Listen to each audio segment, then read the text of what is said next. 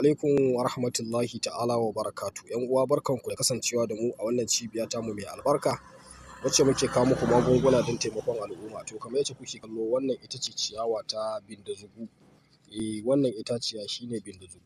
Idan kana fama da matsalar sanyi, kowanne irin sanyi ne ke damunka, ka rasa maganinsa, ko idan kina fama da matsalar sanyi na infection ne, ko kuma kina fama da matsala ta warin gaba ko kuma ƙaiƙayin gaba, to ki daure ki samu wannan ganye da ake cewa ganyen bindizugu. Bi iznillahi idan kika samu wannan ganye sai a tafasa shi.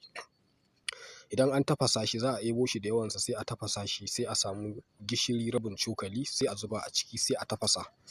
To kullum ki dinga ɗiba kina shan kamar kofi ɗaya da safe, kofi ɗaya da yamma. Sannan kuma idan kina fama da matsalar ƙaiƙayin gaba ko kuma warin gaba ko kuma fitar farin ruwa, to wannan shi zaki dinga samu kina shiga cikinsa ko kuma kina yin tsarki da shi.